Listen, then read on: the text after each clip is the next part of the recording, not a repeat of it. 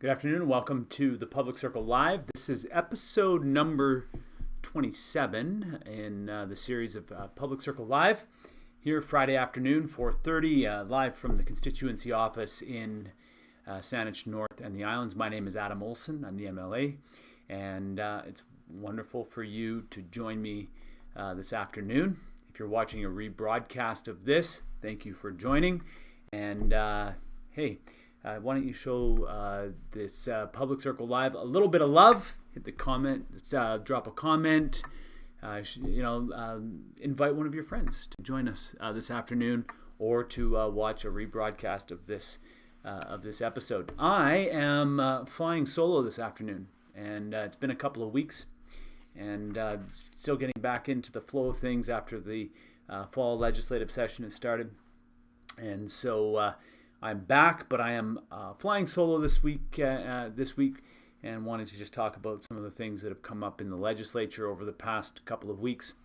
And we went back in at the beginning of October, had last week off because of the statutory holiday for Thanksgiving, and back into the flow of things this week. And we're going straight through now till the week of, I guess it's November the 12th. Anyway, for those that have been watching the legislature, you would know that there's been, watching Canadian politics, first of all, but also the legislature over the past week. You'll know that there's been some pretty contentious issues brought forward, as well some important issues that we'd be discussing in the legislature over the coming weeks. And so I thought that I'd address some of them today. If you check out the description below, you'll note that I'm going to be talking about cannabis. I'll talk a little bit about the speculation vacancy tax and employer's health tax that has come up, and an issue that I want to touch on that that's not in the description below, and that is an event that I hosted in my constituency office last night here in Sidney, where I invited the presidents or the leaders of the school PACs into the office to have a discussion about the state of schools on the Saanich Peninsula. So thank you again for watching. I'll just say, if you do want to get a hold of us, if you want to check out, find a way to get a hold of us, you can just check out the bottom of the screen. You can email us at adam.olsen.mla@ledge.bc.ca. You can call us at 655-250-655-5600. So that's how you get a hold of us. And thank you once again for joining. Again, if you would like to ask a question about any of the topics or any other topic that's interesting you, please just drop a question in the comment section below. I can see them. They're right here. And thanks a lot for joining us this afternoon. So first, Wednesday was a big day for Canada, as cannabis was officially legalized in our country. And certainly there was both great accolades for this, and as well great criticism. And I think it's important to address both. Canada is, from what I understand, the first major Western country to legalize cannabis at a national level. Certainly there are jurisdictions and areas around the world that cannabis is legal, but we are the first major Western country to do that, to take the step to legalize cannabis. If you talk to many Canadians, it's been a long time coming. Certainly before this process, the issue pulled very high, something that Canadians thought was a long time in coming, and certainly it's an issue that, as it's rolled out and as the legislation federally rolled out this fall and into the summer, and as our legislation was debated in terms of distribution and enforcement of distribution here in the province, there was a lot of criticism that it went too far, and then there was also a lot of criticism that it didn't go far enough. And as Minister Farnworth, I think, said quite famously, was that we've got people on both sides criticizing the government's action. We must have found a nice balance. I think it's important to point out that the situation that the province was in was a very difficult one. The federal government wanted to set a July 1st legalization date, and their legislation got hung up in process in Parliament, and then in the Senate, and then coming back to Parliament. And so they had to kick the legalization date down to October the 17th. British Columbia was working in a legislative framework where we didn't quite clearly understand, although we had a good idea of what the federal legislation was going to look like. We had to then create a provincial framework for the distribution side of it, developing a distribution network in the province. And so clearly some of the biggest criticisms around this issue this week was that there was only one physical store, for example, that was open on Wednesday, and that was in Kamloops. And while there is an online presence, there was a lot of criticism about how are we going to get rid of the gray and black market if the provincial government can't even approve physical distribution stores or retail stores. And I think that it's important to point out, as folks know, we're in the middle of a municipal election, and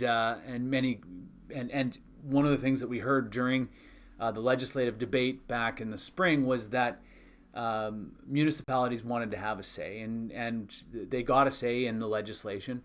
And the way that things lined up, many municipalities decided that they were going to hold off in making decisions about cannabis retail stores until following the election. That's tomorrow, on October the 20th. I encourage everybody to get out and vote in your local government election.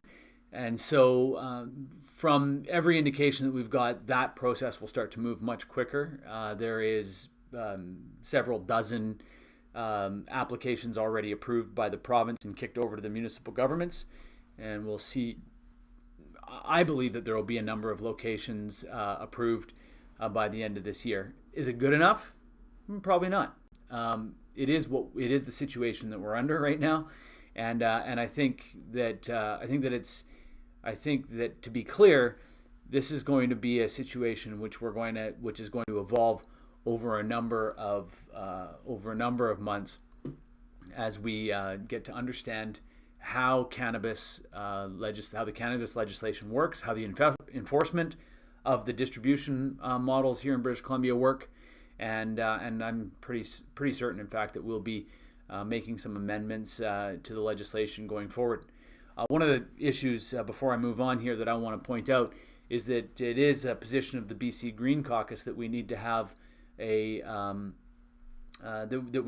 craft cannabis market that very similar to the craft beer, the craft distilleries and meaderies and breweries that have sprung up around the province, and that there's been such a great economy growing economy in British Columbia for the craft market, that there's also a great opportunity for that craft market here in British Columbia for cannabis. And so it's important that that as that market is approved by as the micro production facilities are approved by the federal government, that we are also making sure that the provincial government's in alignment with that movement, so that we can have a craft direct to customer sale, like you can a farm gate kind of style, like you see with other products such as distilled spirits and beer. So we'll be talking about that. The other thing is, we've spent an awful lot of time in our country and in our province trying to dissuade people from smoking. And right now, it's not lost on me that the only way to consume cannabis legally really is to smoke it. And so it's really important, I think, that the federal government get on with regulating cannabis and other products, and primarily in other ways to consume the product than just simply smoking it, because of course we've been trying to get people to stop smoking, and smoke is really intrusive, especially in shared living places. And the final thing that I'll say on this is that we really need to get to a point where we can be certain, and we can provide the tools, certainty for our police services and for our public safety services. They do not have the tools that they need right now to be able to determine if someone is high while driving, and road safety is a critical thing, critical aspect of this, and so we really need to get a lot of resources out in terms of driving while under the influence, and educational resources out for people to really dissuade people from driving while under the influence. So, as you can see, this is the biggest piece of public policy, or as you've heard, this is the biggest public policy change in the country. We haven't gone through a change like this in recent times, not one that comes to mind anyways, that is as extensive as this. We're going to get it. We're going to get it right. We're going to get it wrong. We're going to have to learn from on the fly and from our mistakes. And I think that it's really important that British Columbians are a part of this process and a part of getting it right. And certainly I'm okay with the criticism that comes that the government got it wrong. And I'll do my best to hold the government to account on this, and that we as a body are accountable for it. So continue to share those feelings with us, those sentiments with us. But I hope that for the most part, British Columbians recognize the opportunity that's here to help us and in the legislature in getting this correct. So I need to make a couple of comments here on the introduction and the beginning of the debate with respect to the speculation tax, as well as speculation and vacancy tax, as well as the upcoming debate on the employer's health tax. These were two taxes that were that the government introduced back in the spring, that they've now brought bills forward for. I think they're Bill 44 and Bill 45. The speculation and vacancy tax was debate. The big debate began yesterday afternoon. Andrew Weaver and I both spoke on this bill from the BC Green Party caucus perspective. You can check out the video of my speech. It's going to be online soon. It's not there yet, but it will be online soon. For those that are watching live, you can't go to my website and see it yet because I haven't had a chance to update it. Those who are watching a rebroadcast of this, episode 27 of the Public Circle Live, you should be able to go to either my website or to my YouTube channel to see that speech. This has been a highly divisive, highly controversial tax move by the BC NDP. Certainly how they introduced it and the debate over the last number of months has been extremely difficult. Extremely difficult way to implement it. And I think that it needs to be put in the context that the current housing situation is extremely difficult and impacting a lot of British Columbians. And it's been one issue that has caused few issues cause sleepless nights. I've been in politics now for more than a decade, and I've learned how to be able to work through an issue and still find rest on the pillow at the end of the night. But this issue has been one that has been a very, very deep concern to me and to my colleagues, and as well to British Columbians right across the province. And so I think well, I'm glad that we are now finally debating this, and I think that to say that this issue has been one that has caused a great deal of concern within our caucus, and as well a great deal amount of work on the behalf of my colleague Andrew Weaver, who's been the lead on this, on the speculation and vacancy tax, and a great deal amount of work done on his part, and a great deal of work done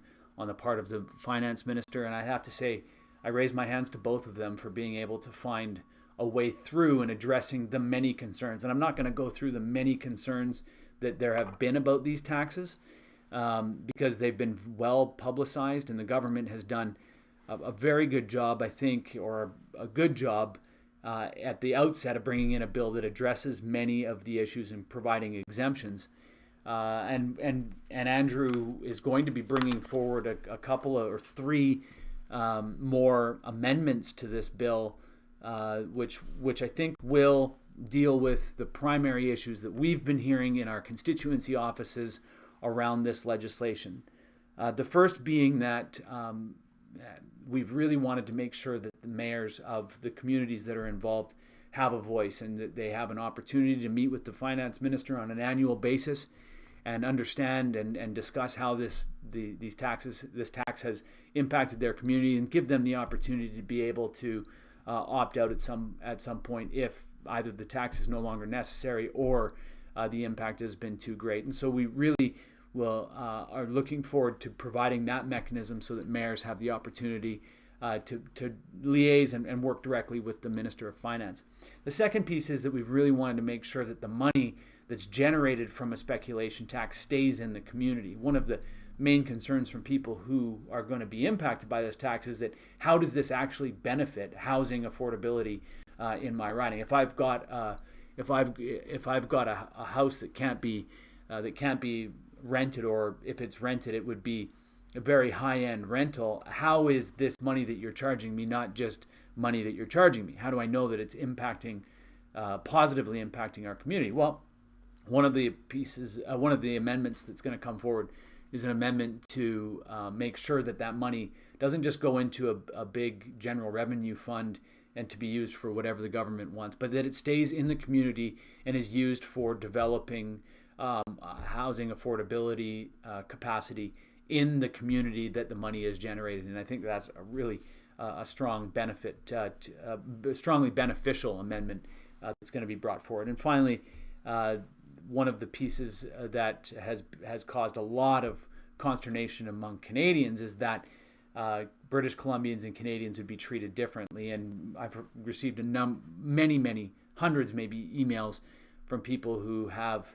invested in properties in Sidney, say for an example, or in North Saanich, Central Saanich, and they're eventually going to move here, and they feel that as a Canadian they're being treated differently. And one of the amendments that's going to come forward is that Canadians be treated with the same as British Columbians and be taxed at the same rate of that 0.5% as the rest of British Columbians. So those are the three main amendments that are going to be brought forward. Is this how we would have done it? No, I don't think this is how we, the BC Green Caucus, would have done it. Is it a perfect scenario? It's probably not a perfect scenario. Is it better? Yeah, it's absolutely better. And I think that we have shown that first of all, our party is a minority party within government, and second of all, that minority governments do require a lot of work and a lot of negotiation and a lot of coordination and cooperation amongst each other, and that committed people can make minority governments work really well and work really well on behalf of their constituents. So it has been certainly a learning experience for me. One piece that I do want to point out that I'll be debating in next week is the employer's health tax, and there's no question that we've long needed to get rid of the medical services premium. That is, British Columbians right across this province agree that getting rid of the medical services premium, this really regressive tax, is much needed. And one of the things that Andrew's worked on going back, I guess 3 or 4 years now, has been getting rid of MSP. And the NDP proposed an employer's health tax. It's a payroll tax, and payroll taxes, frankly, are used in many other jurisdictions across the province. A payroll tax is not a new thing.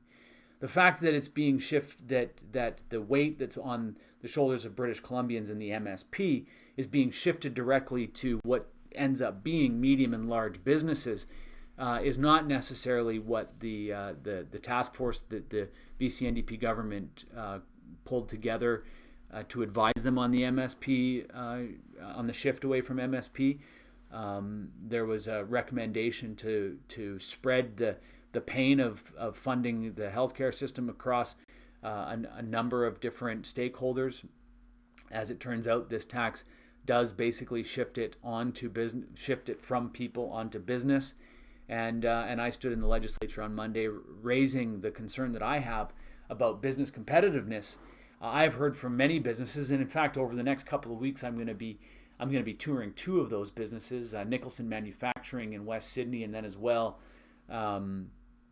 Epicure in North Saanich, who are going to be negatively impacted, drastically impacted, going from tens of thousands of dollars of payroll tax or of MSP charges to over $100,000 in the new payroll tax. And so one of the things that I'll be working on and be asking the government about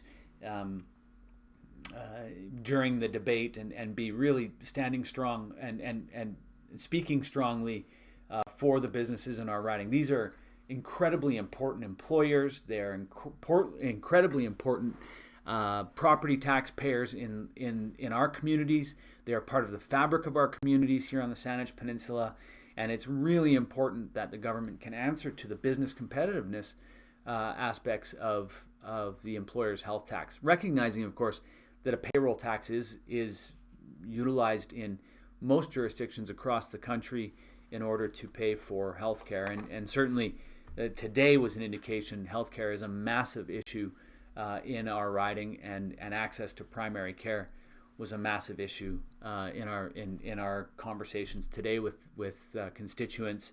Access to doctors is really difficult. More on that next week. I'm just going to tease you on that. We will be focusing on that next week, and I'll be talking about that in episode 28 of the Public Circle Live next Friday afternoon at 4:30. So you are watching episode 27 of the Public Circle Live. My name is Adam Olsen. We're live from the constituency office in Saanich North in the Islands. This is my weekly show. I'm flying solo today. I don't have anyone in the studio with me today having conversations, so I'm just carrying the load. And I have some comments, and so I will get to those. But I just want to say we have got a very proactive posture here in our constituency office.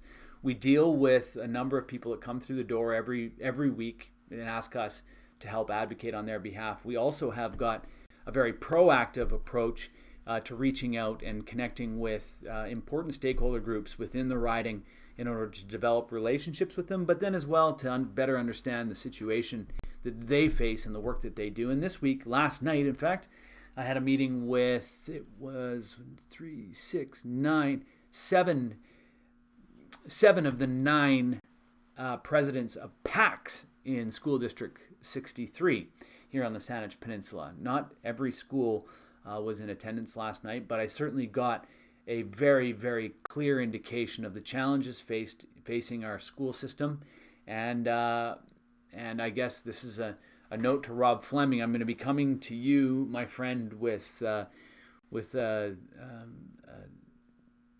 some reports from the PACs in my riding. Certainly I heard loud and clear about education. I spoke very strongly in favor of standing up for education during the election, and admittedly I have not done a good enough job in speaking loudly enough for our schools. That is going to change, and I will be speaking a lot more on behalf of our public education system.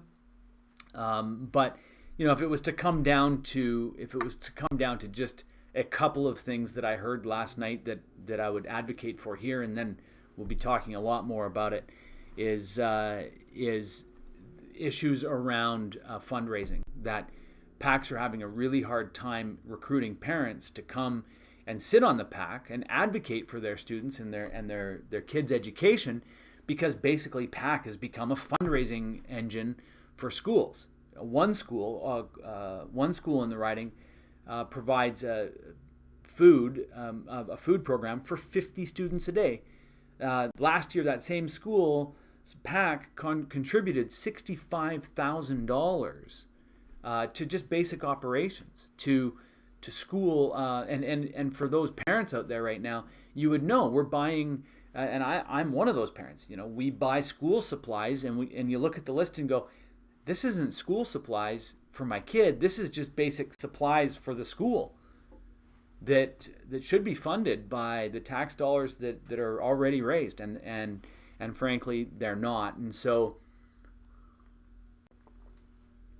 as I said in the election, the most important investment that we can make in our society today and tomorrow is in education. It's clearly not happening. I raise my hands to all of the volunteers of the PACs in our schools, our elementary and middle schools, and clearly we need to do a better job at the provincial government on your behalf, and your voice will be heard. It was heard last night, and it will be taken forward, and I will be speaking very strongly through your experiences to our education minister and to our Ministry of Education. Thank you for taking the time last night to come and hang out with me and the staff in the constituency office. So we've got a couple of minutes before I'd like to jump off and head out to my weekend, go see my family, because it has been one of those incredibly long weeks. Please, I invite you, if you are watching this later at a later date, a rebroadcast of this, leave a comment, leave a question. I do generally come back around and answer those questions. Joe asks, I heard from the Orca Hot Stove, you guys in the Ledge have a big legislative agenda. You think you'll get done on time? We have a giant, Joe, we have a giant legislative agenda. And it is one we've, in fact, Monday was the first time that we debated past 7. We're now going till 9 p.m. on Mondays. We will get done as long as we can continue to move through the agenda without any drama. Let's just put it that way. Hey, look, if we need to debate into the middle of the night, let's debate into the middle of the night. Let's do what needs to be done to get done the work that needs to be moved forward. That's our job.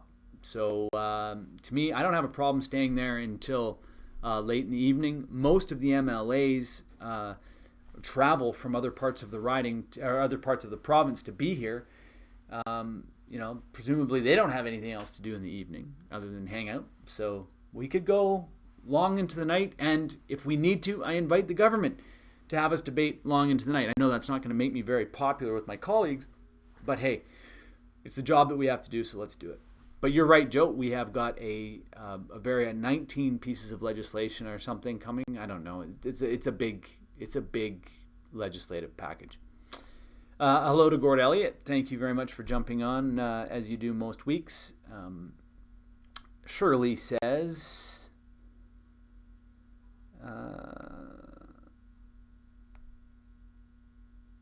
Okay, pardon me while I just read through. Everyone should see what Shirley says.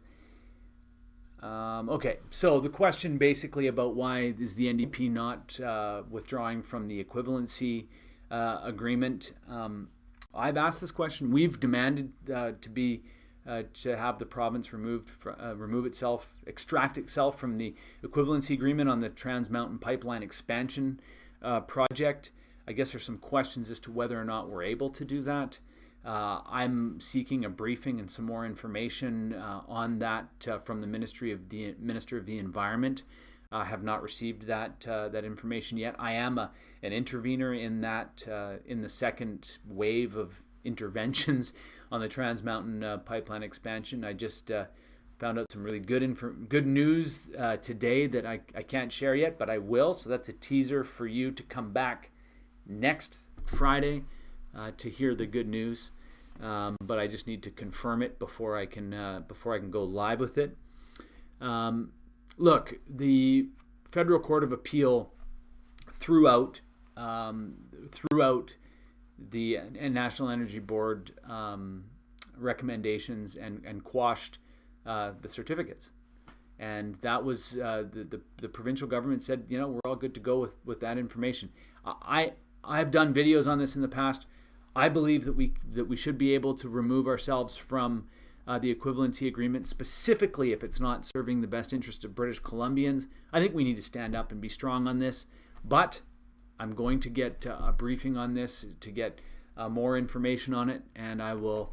I think I'll leave it at that for now. And you'll hear if I disagree or if I don't feel that I'm completely getting the answers. I'm going to talk about this, but at this stage, I'm going through the process, and I've asked for more information. I just haven't got it yet. Kif Archer, go green so our kids have homes. I just think, Kif, we just need to have all-round better decision-making happening in the legislature. And so that's,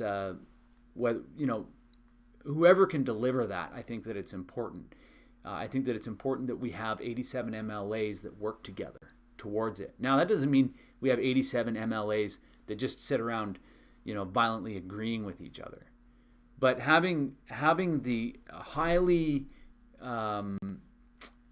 divisive, combative legislature that we have right now does not build momentum towards good long-term policy making. And so, while I appreciate the sentiment, I will say this: I think that there are valuable opinions on all sides of the House, and we need to work together. And you're probably saying, "Oh, come on, Adam, that's language that sounds good, but it's not actually, but it's not actually possible." It is possible. It's possible if we decide that we're going to get together and work towards it with each other. It's possible. So we just need to invest in that kind of attitude rather than the attitude which is, I'm going to try to make my colleagues look stupid, which is, a lot of what I see in the legislature. So, Eric Pittman, it was wonderful hanging out with you on the lawns of the legislature. Eric, thank you very much for joining me. Thank you very much for your 17-day vigil in honor of Taliqua and J50. Or is it J50? Was it J50? J35. Anyway, one of the J's. The little baby whale that passed away this summer, and Taliqua, the mother who carried the babies with her. So that's the one that I'm talking about. But thank you, Eric, and for the Canadian Orca Rescue Society. I'm getting it wrong. It's been a long week. Anyway, you know what I mean. Thank you for your work. Thank you very much for your advocacy. Continue to advocate on behalf of the Kalthulamachin, the Orcas. Continue to advocate on behalf of the Salish Sea. So that's it for this week. I hope you enjoyed this. Next week, I'm hoping that I can have a guest with me so that I'm not just talking for half an hour straight. Thank you very much for all of your comments and for all of your love, the likes, the hearts, even the wows. Please feel free to share this. Leave a comment. I'll circle back around. If you need to get a hold of me, you can. My email is on the screen, adam.olsen.mla@ledge.bc.ca.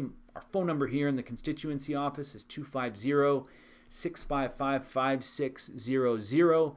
You can get a hold of us through our website at adamolsen.ca. You can find out where our constituency office is located. Thank you very much for joining me this afternoon. We will be back again next Friday at 4:30. Same time, same place on Facebook. And until then, as I always say, Haegwa.